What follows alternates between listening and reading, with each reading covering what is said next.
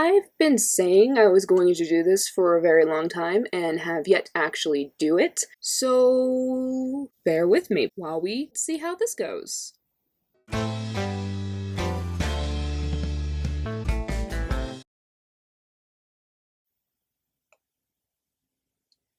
Alright, so the whole point of all of this is that if I don't do it now, I'm never going to do it, so let's go ahead and just see how it goes. So, when I was trying to come up with an idea for what I wanted to do, I actually had way too many. However, when I was thinking about it, it was actually this idea that kept me up the longest at night. So I decided, why not give it a go and have this be my first video? So today I will be talking about Netflix, Stephen King, and quarantine. So at this point, I'm pretty sure everyone knows who Stephen King is. Even when I was trying to trace back through my own awareness, I could not come up with a point in time when I did not know who Stephen King was. When I finally became old enough to see Stephen King stuff, it was actually right at the moment that the It reboot was coming out in 2017, because 2017, I was 17, and I could finally go and see R-rated movies without a freaking adult. And so it came at like a pinnacle, where it just, the stars aligned.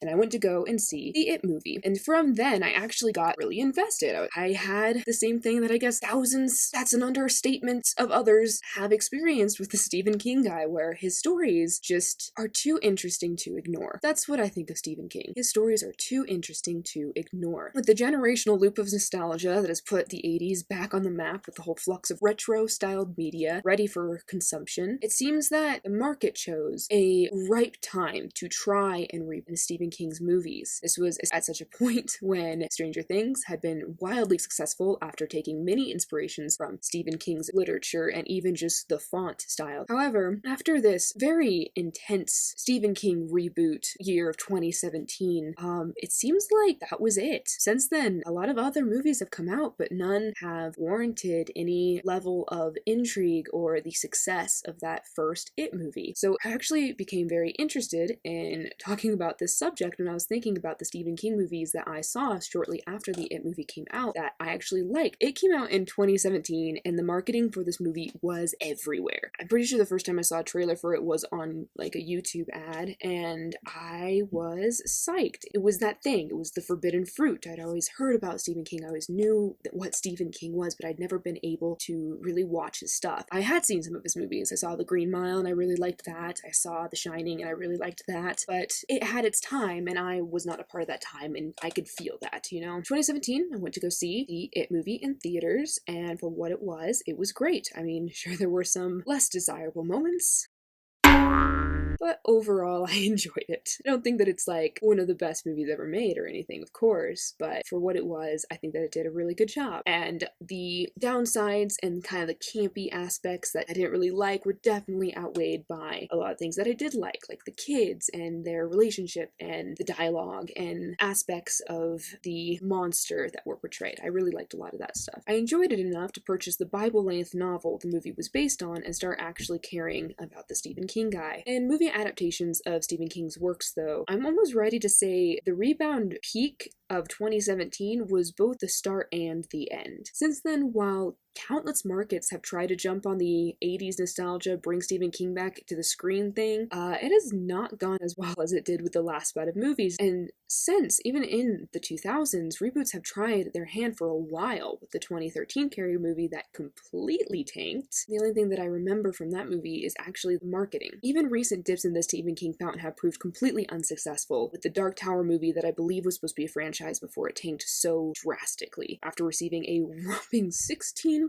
on Rotten Tomatoes. And it's got, you know, that guy in it. I love that guy. It was almost getting to the point where it was safe to say that Stephen King and his beloved works were things that may exist best in a written form. But with the It at its breakthrough, 2017 did the previously impossible. It brought the Stephen King movies back right at the right time and made it something that younger audiences, like me, wanted to consume as readily as people who had felt the nostalgia for it. And then the movie performed really well, and so 2017 proved to be a great year for Stephen King movies. But it kind of ended after that. What surprises me the most about all this, though, is that the Stephen King theatrical release movies in the last few years have been not good. We have the 2019 thriller drama Doctor Sleep that's trying to carry on the story of The Shining, but it follows the novel, not the movie. Or maybe I got that wrong. It was the other way around. follows the novel, not the movie. And I heard that some people liked it, but I thought it was so boring. Then we had the same year, 2019 again, It Chapter 2 came out and performed significantly less well than the first part had. And in my opinion, it somehow managed to deflate all of the things that made the first chapter so lovable and inflate all of the parts that made the first part exaggerated and campy. I was not thrilled about the second It. And then we had in the same year, 2019, Pet Sematary, the remake that it was laughably bad. Like, I saw the trailer and I thought it was going to be bad, and then somebody told me it was really good, and so I went to go see it, and I laughed so much during this movie. This is a horror movie. I laughed so much during this movie, and the reason why I laughed literally every single time was because of the semi-truck jump scares. There were like 800 of them, and every single one sucked, but was funny, unintentionally. Meanwhile, on Netflix of all places, Stephen King was actually doing pretty good. In 2017, right at the reboot period of bliss, I watched Gerald's Game and 1922 in pretty rapid succession after they were added on and after the It movie, being all excited for the next Stephen King anything at that point. And I actually really loved both of these movies. I have since then seen both of them multiple times.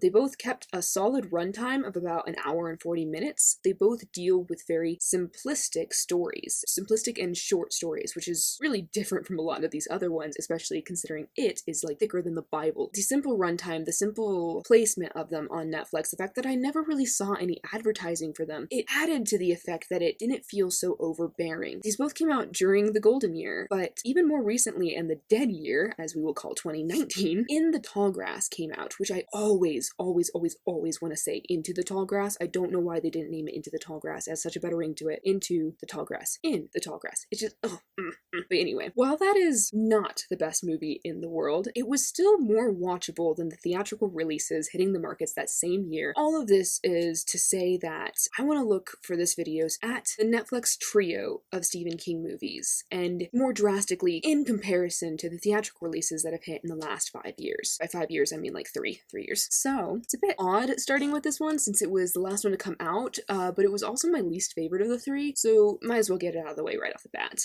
Without spoiling too much, In the Tall Grass, which again, I really have to fight myself on not saying Into the Tall Grass, starts with two people driving in a car. One of the good things about this movie is that it does an excellent job of the whole show don't tell part of the narrative, leaving you to fill in the blanks as things happen naturally, for like the first act only. That's it. It kind of stops doing that after the first act, but the first act's good. So we start with these two people who we discover are siblings, a pregnant sister and her brother, and while the incest vibes are there and present, thanks Stephen King, it is not his baby. They're driving through the nothingness of the American Midwest, and this is something that I really do love about Stephen King's stories. It doesn't always work, but he has that American Gothic feel down, and he knows how to take the parts of American natural existence and turn it into something off-putting. There is something very off-putting about how much land there is, about how long roads go on, about tall grass and cornfields. Though it's not the corn, though Stephen King certainly thinks it is, it doesn't always work, but when it does, it works really well. So this is where the tall grass comes in, and I guess the tall grass is actually like a character in the story. So they pull over because pregnant lady has to throw up, and then they hear a voice of a young boy in the tall grass begging for help. He's calling out, and then you hear a woman's voice, and she's also calling out for help, and she's saying like, no, don't call the people into the grass. And so the brother and sister get out of the car and they go into the grass, and as soon as they step into the grass, they can't leave. That's the tall grass, is once you're in, you can't come out. It moves you around, but it doesn't move dead things. That's an important thing in the story. All of this was done really well. There's a scene where brother and sister, they lose each other in the grass, they're wandering around, and so they're trying to find each other, and they're calling, and it like sounds like it's coming from all different directions. And so brother says, well, on the count of 3, jump, and we'll like look at each other, we'll call and look at each other, and then we'll know where we are. So they go, great. And so 1, 2, 3, they jump, they see each other, they're pretty close, they go, oh, okay, they come back down, and they're like, one more time, let's do it one more time, just make sure that we know where we are. And so they count to 3 and they jump, and they are infinitely further apart than they were before. before. That was unsettling. It's in the daylight. I love it when things are unsettling even in the daylight. And I was like, all right, cool. Like it was a little cheesy, but it got the job done, and I appreciated that.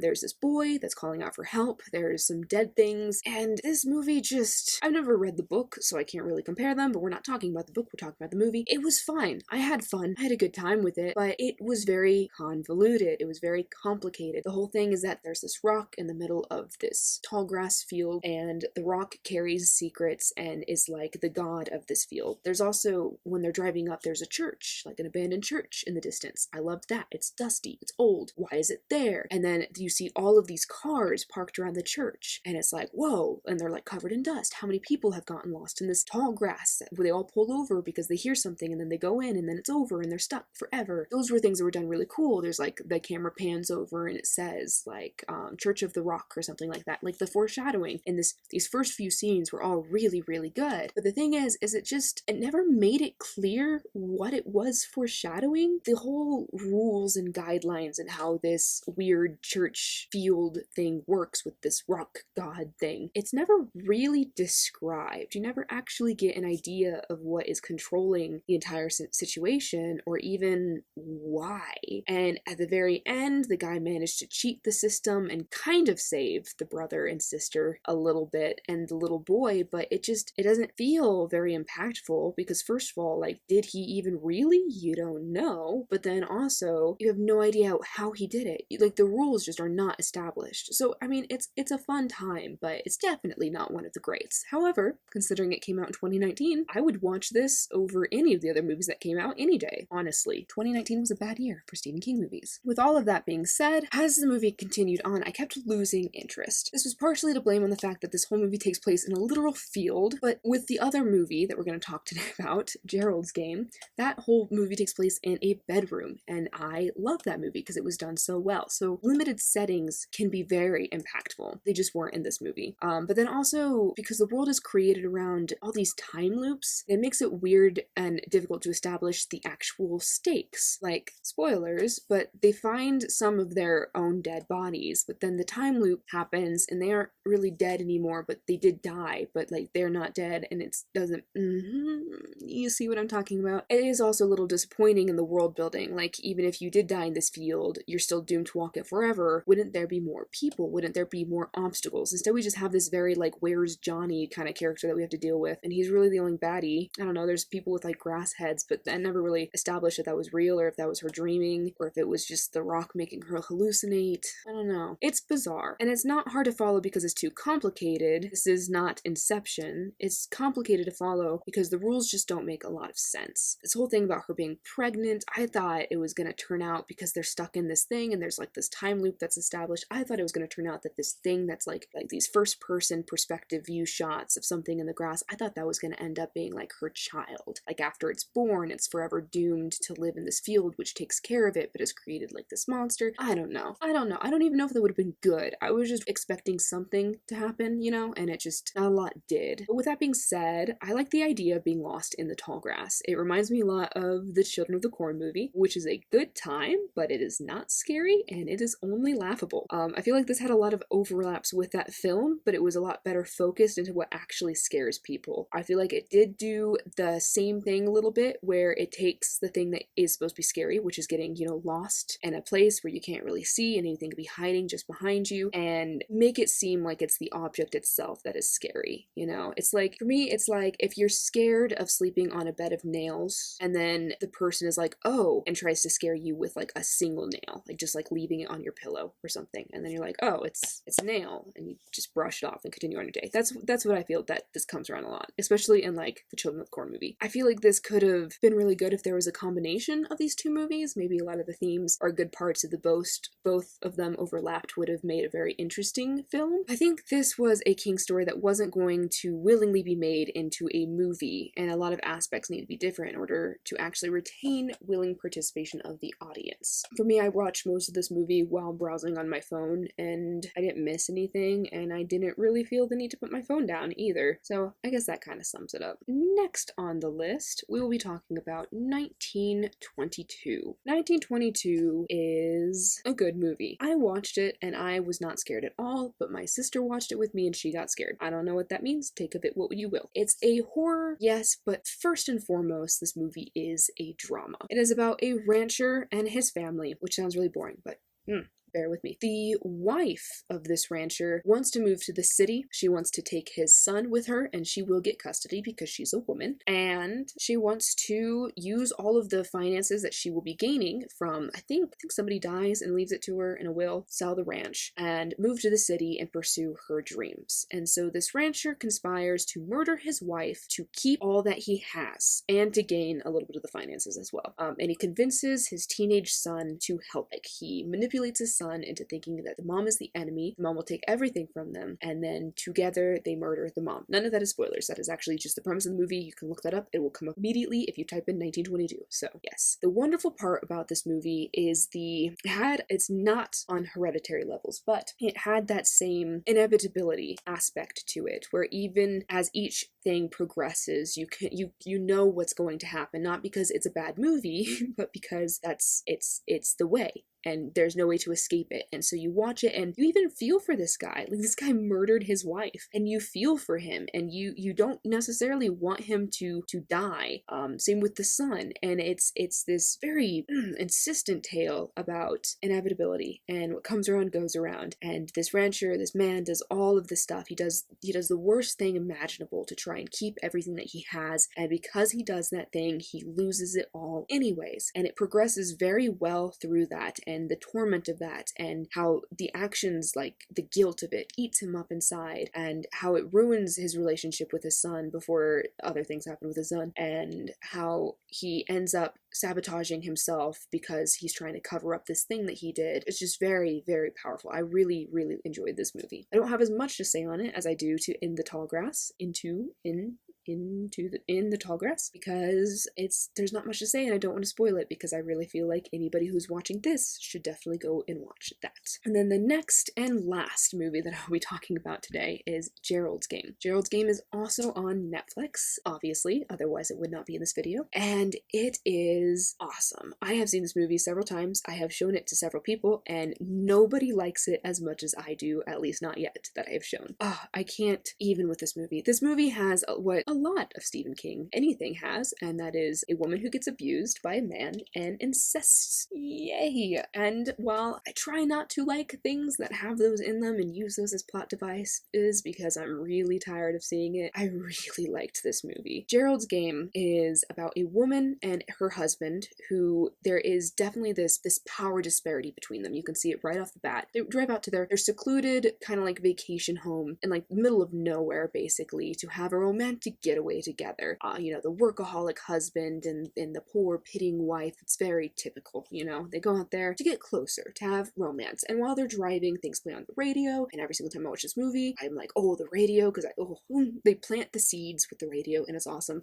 So what happens, and this is again not a spoiler, this is literally in the description if you Google it, is that the woman is trying to please her husband, trying to appease him. Her husband's name is Gerald, by the way. That's why it's called that. She agrees to do this game with him where she realizes that as she's been getting older, even though he's a lot older than her, she's being less able to give him what he wants in the bedroom. And so she agrees to let him handcuff her to a bed because she has realized that that is something that he's into. And so he handcuffs her to the bed, and he puts a glass of water down above the bed, and he is getting ready to do his thing or whatever. It's actually not that inappropriate. Like, it really doesn't show anything. And he has a heart attack and dies. And so handcuffed to her bed without any houses near her, nobody who can hear her for weeks, and by then she will have not starved, dehydrated to death.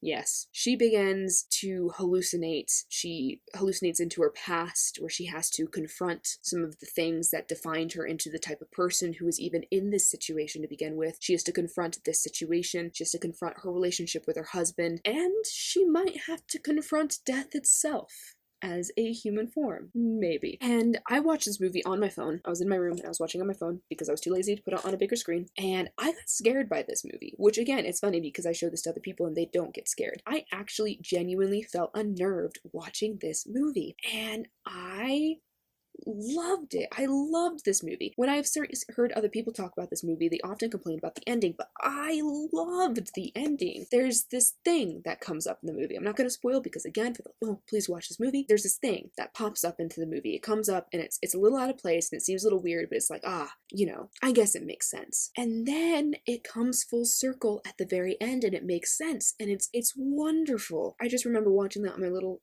phone, and I just remember like my jaw like dropping, and I was just like, wow. Any movie that can make me feel like that, I like. So I love this movie. I think the main actress, God, what is her name? Carla Gugino?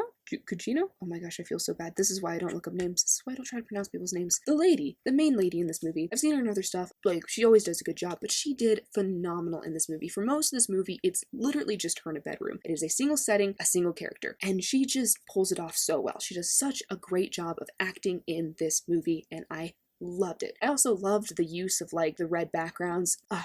I love this movie. All of this just to say is that as this whole Stephen King reboot became a thing, I was very much into it, and so I was really excited for any and all Stephen King anythings that might exist in the world. I was sorely disappointed 90% of the time. I just think it's funny that they're probably the most well-done Stephen King adaptations that have taken place in the last 3 years, even including ones that had a lot more financial gain, like the It movies, because they're character-driven and they're acted so well, and I was surprised to find that they both came from Netflix. Because I mean, like, Netflix is kind of hit or miss. They either have something that's like really, really good, like Stranger Things, or they have something that's not so great, like, I don't know, insert one. There's so many and they're everywhere. So as somebody who was really excited and really ready for all of these movies to come out, to just consistently be disappointed so many times, especially in theaters when like you pay money to go into these theaters and then watch these crummy movies, it's been very disheartening. The year is currently 2020 and I have